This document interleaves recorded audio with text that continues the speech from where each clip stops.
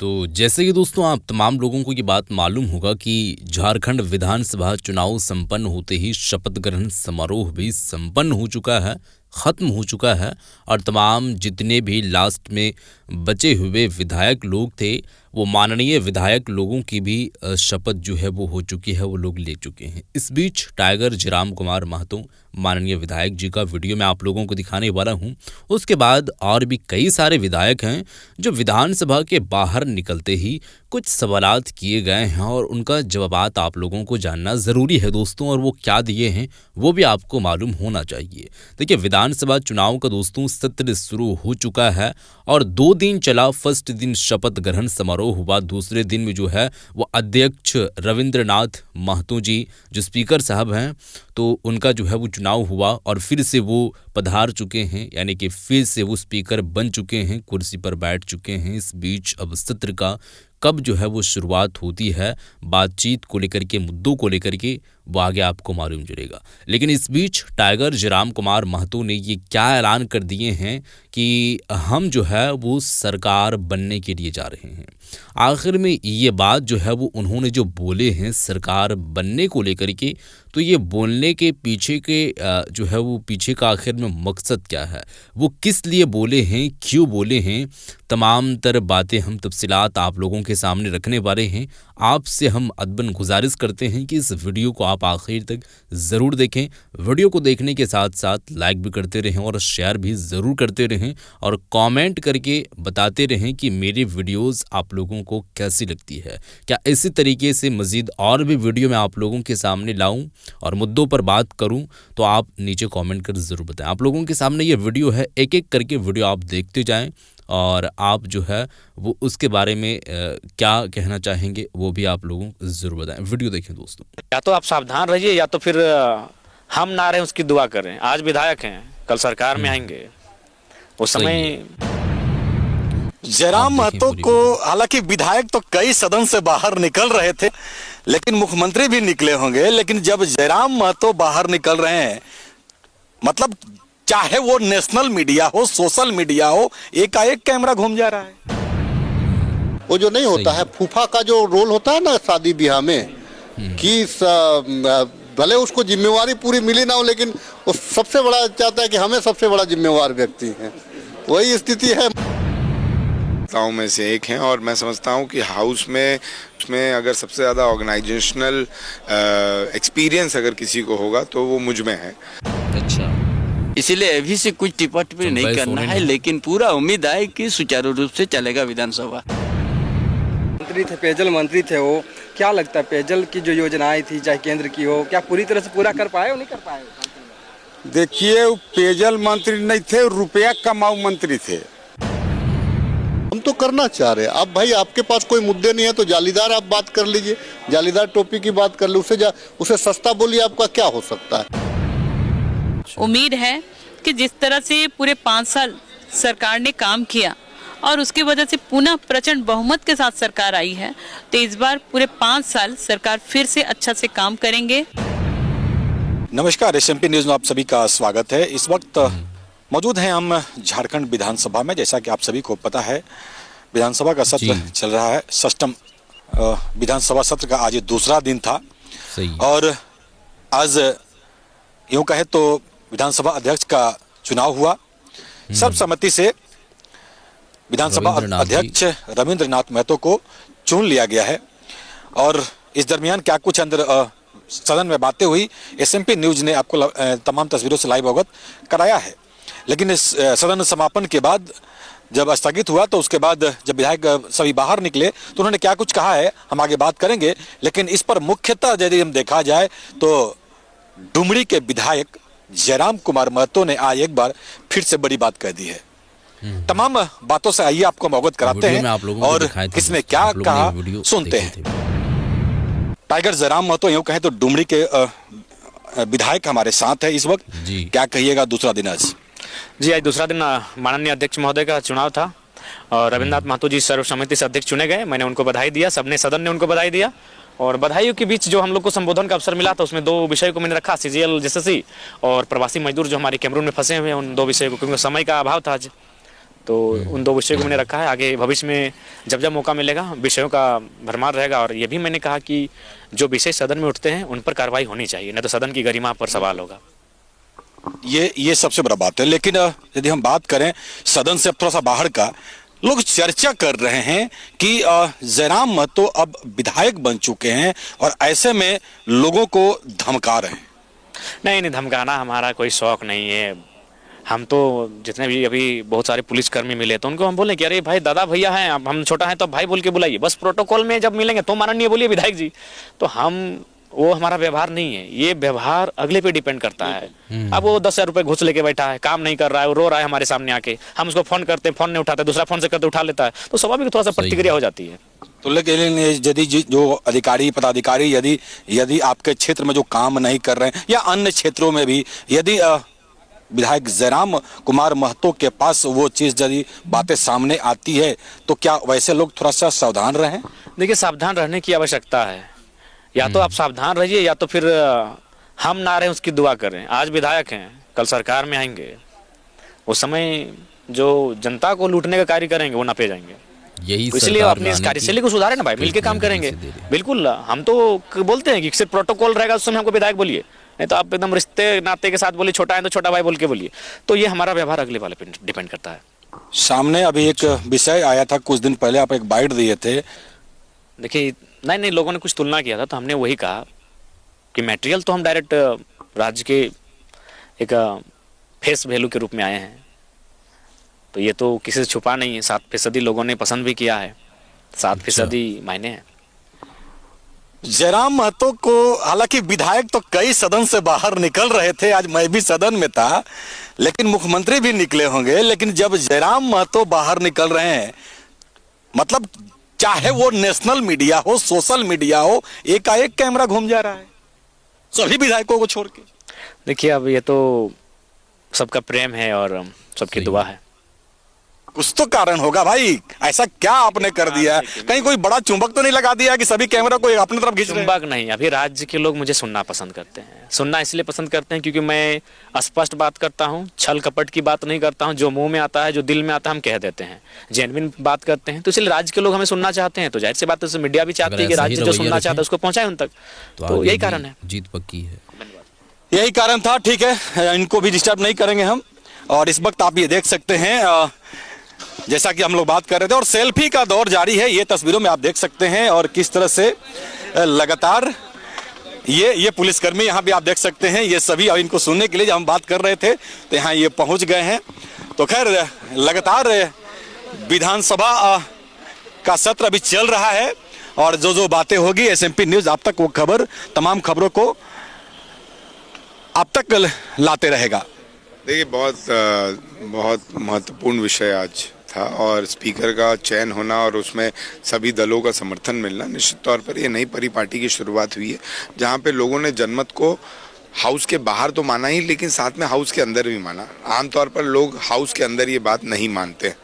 मेरा पहले से भी मैंने कहा है कि हाउस को पूर्ण रूप से चलने देना चाहिए और हाउस की विधि व्यवस्था में सत्ता दल और विपक्ष दोनों का साथ मिलना ज़रूरी है।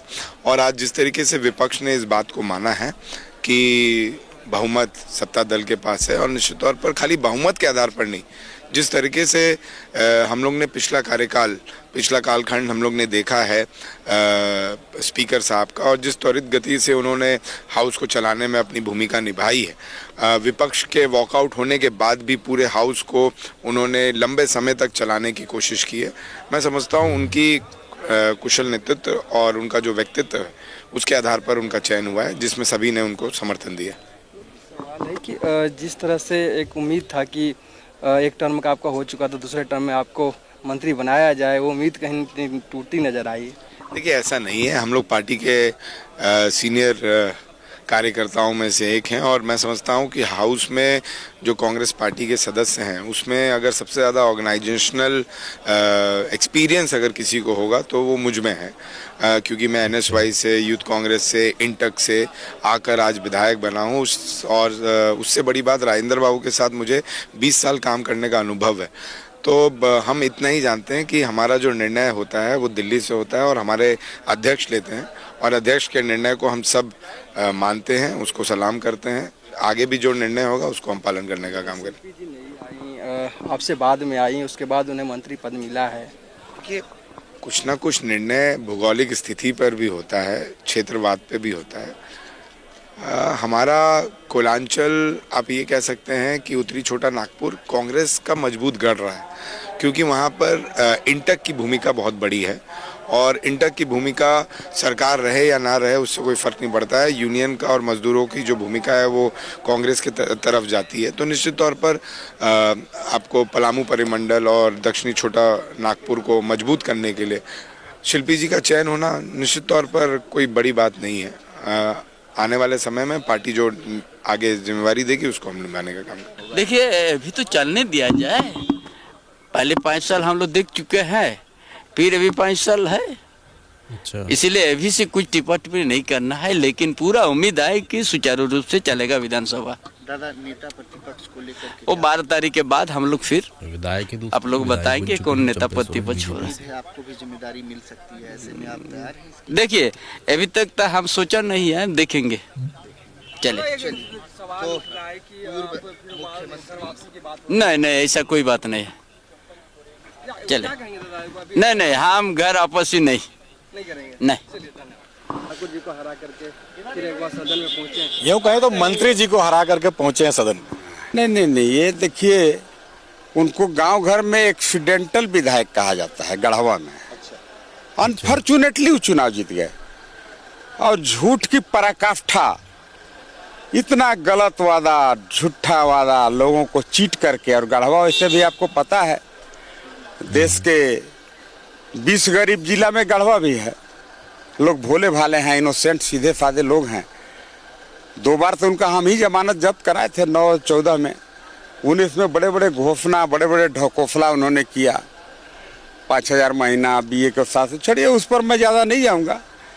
व्यक्तिगत रूप से ये जितना लोगों को चीट किए, उनके सेंटिमेंट का जितना इन्होंने शोषण किया, हमें लगता है कि गढ़वा विधानसभा में आज तक किसी नेता ने उतना उनके जनता के भावना के साथ खिलवाड़ नहीं किया था। अच्छा। इस परिणाम इस बार आपके सामने है। जल मंत्री थे, पेयजल मंत्री थे वो। क्या लगता है पेयजल की जो योजनाएं थी, चाहे केंद्र की हो, क्या पूरी तरह से पूरा कर पाए, नहीं कर पाए? देखिए, वो पेयजल मंत्री नहीं थे, रुपया कमाऊ मंत्री थे। हम ये कह सकते हैं कि रुपया कमाने का उनके पास बहुत तगड़ा योजना है। मस्त ईस्ट इंडिया कंपनी की तरफ से कहाँ गांव है आज तक हम लोग नहीं जान पाए। 4 बार हमरा से चुनाव लड़े हुए अगेंस्ट में, एक बार जीत गए अनफॉर्चुनेटली। उनका गांव का पता नहीं है, इसीलिए मैं उनको ईस्ट इंडिया कंपनी मैं नहीं कहता हूँ। वहाँ के लोग कहते हैं भाई ये तो ईस्ट इंडिया कंपनी की तर्ज पर गढ़वा में आए, लोगों को थोड़ा पानी वानी पिलाए टैंकर से, थोड़ा प्रलोभन दिए, किसी को बिस्कुट खिलाए, किसी को गेहूँ दे दिए और लोगों को चीट करके चुनाव जीत गए। और चुनाव जीतने के बाद तो फिर कहना ही नहीं है, उन्होंने भेष ही बदल दिया, रूप ही बदल दिया। गढ़वा की जनता 5 साल तक लूटती रही, लाख विपक्ष विरोध करता रहा, लेकिन किसी की नहीं सुने। लास्ट में तो आपने भी देखा होगा 5,000 करोड़ रुपया का उन पर ईडी ने छापा भी 25 ठिकानों पर मारा। वो अभी जल जीवन मिशन का पैसा, जिसे मिशन मोड में मोदी जी चला रहे हैं, अभी तक के भारत का हमको लगता है कि दुनिया का सबसे बड़ा योजना, जिसमें 8.36 लाख हजार करोड़ रुपया इन्वॉल्वमेंट है, वह योजना आज पश्चिम बंगाल और झारखंड में खटाई चाट रहा है। उसके फेलियर का कारण कोई है तो यहाँ के मंत्री जी जो रहे वो हैं, और पश्चिम बंगाल के भी जो मंत्री जी रहे होंगे वो हैं। 5,000 करोड़ रुपया असेस किया है ईडी, जिनके द्वारा घोटाला किया गया है, तो अलग विषय है। तो नेता प्रतिपक्ष को लेकर के क्या कहेंगे? अभी तक चेंज नहीं हो पाया। नेता प्रतिपक्ष का नाम बहुत जल्दी तय करेगा भारतीय जनता पार्टी। पिछले बार भी हम लोगों ने नेता प्रतिपक्ष के रूप में, बेहतर नेता प्रतिपक्ष के रूप में आदरणीय बाबूलाल मरांडी जी, जिनका पूरे राज्य में स्वीकार्यता है, उनको चुना था। इस बार भी नेता प्रतिपक्ष का नाम बहुत जल्दी आपके सामने होगा। रहेंगे या फिर बाबूलाल जी? नहीं, ये तो हम तय नहीं कर पाएंगे, पर भारतीय जनता पार्टी के सभी विधायक आपस में बैठ करके आपसी राय मशविरा से, आंतरिक लोकतंत्र है भारतीय जनता पार्टी में, सभी लोग मिलजुल करके तय करेंगे। बहुत जल्द आपके सामने नेता प्रतिपक्ष का नाम होगा। मैया योजना को पूरा करने के लिए लोग त्राहिमाम कर रहे हैं, वहीं विधायक भी सवाल उठा रहे हैं कि कुछ जालीदार टोपी वालों लोगों को जुर्माना न किया जाए? देखिए, 2000 के बाद से, झारखंड बनने के बाद से, उससे पहले से ही माननीय सीपी सिंह जी आपको विधायक भी रहे, नगर विकास मंत्री भी रहे, स्पीकर भी रहे। कई एक वर्षों तक, कई एक टर्मों तक उनका शासन रहा। चाहे अर्जुन मुंडा का शासन हो, मधु कोड़ा का शासन हो, रघुवर दास का शासन हो, हर में मंत्रालय उनको रहा, कैबिनेट का दर्जा मिला। कभी जो है कि ट्रैफिक को सुधारने के लिए कभी ब्रिज पे विचार किया क्या? सिर्फ उस पर राजनीति उन लोगों ने किया। हम लोगों ने क्या किया? मात्र 2.5 साल के कार्यकाल में हमने ब्रिज भी बना करके आपको दे दिया। और रही बात, आप चूंकि आपका जमीन घिसक रहा है, चूंकि हम कार्य को कर रहे हैं, माननीय मुख्यमंत्री जी क्या बोले? जीतते ही बोले, सरकार बनते ही बोले, शपथ के साथ बोले कि और एक सौगात रांची को आपको ब्रिज का मिलेगा। तो ये बड़ी सौगात हुई ना, हम तो करना चाह रहे हैं। अब भाई आपके पास कोई मुद्दे नहीं है तो जालीदार आप बात कर लीजिए, जालीदार टोपी की बात कर ली, उसे सस्ता बोलिए, आपका क्या हो सकता है। लेकिन आपने कुछ किया नहीं, आपने कुछ किया नहीं। बाकी वो जो नहीं होता है, फूफा का जो रोल होता है ना शादी ब्याह में, कि भले उसको जिम्मेवारी पूरी मिली ना हो, लेकिन वो सबसे बड़ा चाहता है कि हमें सबसे बड़ा जिम्मेवार व्यक्ति है। वही स्थिति है माननीय सीपी सिंह जी का। देखिए, ये सभी मेरी दिल जनता का ये प्यार है और एक सम्मान है सभी का, जो मुझे फिर से रिटर्न मेरे अपनों ने मुझे किया है। मैं तहे दिल से सभी को आभार व्यक्त करती हूँ, धन्यवाद करती हूँ कि मेरी हर विकट परिस्थिति में मेरे अपने मेरे साथ खड़े रहे हैं, या वो मेरी देतुल्य जनता रहे, या सरकार रहे, या मेरे फैमिली रहे। हर लोग मेरे साथ खड़े थे। जब मैं जेल गई, मेरी विधायकी गई, उस समय भी मेरे लोग खड़े थे। जब बाई इलेक्शन हुआ उस समय भी सारे लोगों ने मेरे पूरे फैमिली को सपोर्ट किया। खासकर मेरा 3 महीने का बच्चा था, उसको भी लोगों ने अपने पलकों पे बैठाने का काम किया। और जब मैं चुनावी मूड में आई तो न्यायालय ने भी मेरे साथ न्याय किया। हाईकोर्ट ने मेरे केस पे स्टे लगाया और न्यायालय ने जो सम्मान दिया, और फिर सरकार और फिर हमारी पार्टी ने जो मुझ पर पुनः विश्वास जताया और फिर से मुझे टिकट दिया, उसके लिए मैं तहे दिल से आभार व्यक्त करती हूँ। और मुझे विश्वास है, उम्मीद है कि जिस तरह से पूरे 5 साल सरकार ने काम किया और उसकी वजह से पुनः प्रचंड बहुमत के साथ सरकार आई है, तो इस बार पूरे 5 साल सरकार फिर से अच्छा से काम करेंगे मिल करके हम लोग, ताकि आने वाले कल में फिर से भारी बहुमत के साथ सरकार पुनः इस झारखंड विधानसभा में नजर आए। बहुत बहुत धन्यवाद। तो ये वीडियो आप लोग देख चुके हैं दोस्तों। सबसे पहले तो माननीय विधायक टाइगर जयराम कुमार महतो जी का वीडियो आप लोगों ने देखे हैं कि उनका ये स्टेटमेंट क्यों रहा है कि आखिर में जो घुसखोरी चल रही है तो जनता को यहाँ पर दोस्तों संभल के चलना पड़ेगा, उसको सतर्कता जो है वो बरतना ही पड़ेगा, अदरवाइज आपके साथ बुरा हो सकता है। और अगर जनता इस तरीके से काम नहीं करती है और जो भी इस तरीके से काम करती है लूटने, काटने, मारने की, तो आज तो हम हैं, हमारे ना रहने की दुआ करें। कल हम जाकर के सरकार भी बना सकते हैं, सरकार में भी हम आ सकते हैं, उस वक्त क्या होगा। तो ये इनका स्टेटमेंट है दोस्तों। आप इसको किस नज़रिए से देखते हैं? बाकी और भी विधायकों की वीडियो देखे हैं दोस्तों, दीपक जी का, राजेश जी का, और जो है वो आप लोगों ने वीडियो देख चुके हैं, चंपई सोरेन का बात आप लोग सुन चुके हैं। तो इन सब सारी चीज़ों को लेकर आप क्या कहना चाहेंगे ज़रूर बताइएगा, इस वीडियो को शेयर कर दीजिएगा। मिलते हैं एक और नए वीडियो के साथ, तब तक के लिए खुदा हाफिज़।